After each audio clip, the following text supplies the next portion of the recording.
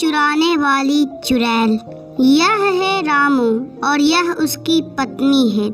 इन दोनों का यह बगीचा है। इस बार बगीचे में बहुत अच्छे फल फले हैं। तभी रामू अपने पत्नी से कहता है, अरे वाह, कितने अच्छे आम फरे हैं। अरे हाँ जी, आप सही कह रहे हैं। देखिए ना, कितने अच्छे आम फरे हैं। आप इन्हें बाहर बाजार में बेचने क्यों नहीं जाते? हमारी अच्छी कमाई हो जाएगी। अगले ही दिन से रामू फल बेचना शुरू कर देता है। आओ आओ, ताजे ताजे रसीले आम ले लो। इसी तरह वह चिल्ला चिल्ला कर अपने आम बेचना शुरू करता है। कुछ ही देर बाद एक आदमी उधर से आता है। फिर रामू कहता है, आइए आइए भाई साहब, बोलिए क्या दूं, क्या लीजिएगा? अरे भाई, ये आम कैसे दे रहे हो? अच्छा भाई साहब, आप आम लेना चाहते हैं? आम तो 20 रुपए किलो है। अरे भाई, आप दाम तो बहुत ज़्यादा बता रहे हो।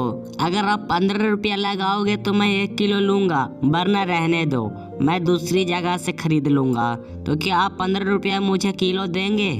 इसी तरह वह आदमी 15 रुपया किलो आम लेकर वहाँ से चला जाता है। रामू भी वहाँ से चला जाता है। रसीले रसीले ताजे ताजे आम ले लो, आम ले लो, रसीले रसीले आम ले लो। अरे वाह, ये आदमी के पास तो बहुत अच्छे अच्छे आम हैं। मेरा तो जी ललचा रहा है खाने के लिए।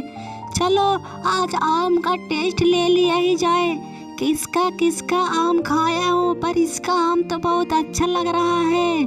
शायद इसका खाने से मेरा मन भर जाए। चलो चलती हूँ। फिर इतना बोलने के बाद वह चुड़ैल एक बूढ़ी औरत का भेष बना लेती है और फिर रामू के दुकान के तरफ चल देती है। तभी फिर रामू कहता है, आइए आइए माँ जी, बोलिए क्या चाहिए आपको, आम दे दूं? अरे बेटा, मैं तो बूढ़ी लाचार हूँ, मेरे पास पैसे नहीं हैं। क्या तुम मुझे एक आम दे सकते हो? अरे हाँ हाँ, क्यों नहीं माँ जी। इसी तरह वह चुड़ैल रामू से एक आम ठग लेती है और फिर बाहर दूसरी जगह जाकर वह आम खा लेती है।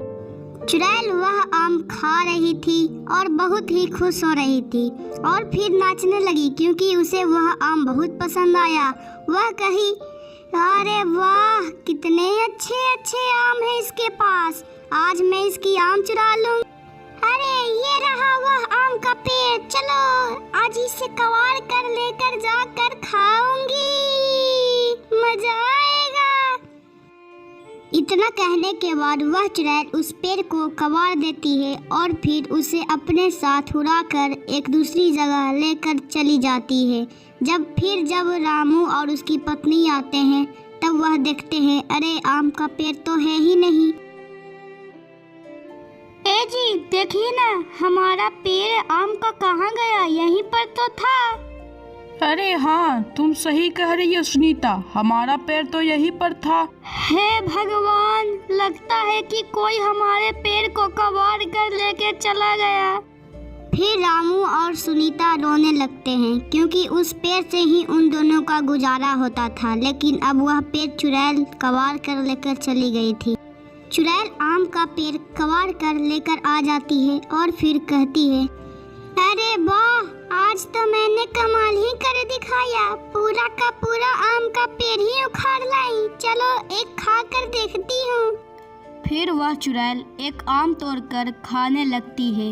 वह खुशी के मारे नाचने लगती है क्योंकि उसे आम बहुत ही पसंद था। फिर वह कहती है, अरे वाह, लगता है मेरे खुशी के दिन आ गए हैं। यह कहने के बाद चुड़ैल फिर से नाचने लगती है और मन ही मन बहुत खुश हो रही थी, लेकिन फिर उसे एक चीज याद आती है और फिर वह कहती है, अरे वह आदमी मुझे एक दिन फ्री का आम दिया था, वह आदमी बहुत अच्छा है। नहीं, मुझे इसका पेड़ लौटा देना चाहिए। चुड़ैल को एहसास होता है कि उसने गलती की है और वह सोचती है कि मैं कुछ फल रख लूँगी और बाकी पेड़ उसे लौटा दूँगी। इसलिए वह पेड़ ले जाकर वापस रामू के खेत में लगा देती है और फिर कहती है, यह हुई न बात, अब मैंने इस पेड़ को सही जगह पे लगा दिया है, अब वह दोनों आएंगे तो खुश हो जाएंगे। इतना कहने के बाद वह चुड़ैल वहां से चली जाती है। फिर अगले दिन जब रामू और उसकी पत्नी सुनीता आती है तो वो दोनों आश्चर्य हो जाते हैं और फिर सुनीता कहती है, ये जी हमारा आम का पेड़। अरे अरे अरे सुनीता, देखो देखो, यह तो हमारा ही आम का पेड़ है। ये कैसा जादू है, लगता है भगवान हमारे सुन ली। हाँ जी, अब कल से आप फिर से आम बेचने जा सकते हैं। इसी तरह फिर से रामू अपना आम का व्यापार शुरू कर लेता है। फिर वह आम बेचना शुरू कर देता है। लोगों को उसका आम बहुत ही पसंद था। फिर से रामू और उसकी पत्नी अब अच्छे से रहने लगे। अरे अरे भाई, 1 किलो आम दे दो। Like, share and subscribe.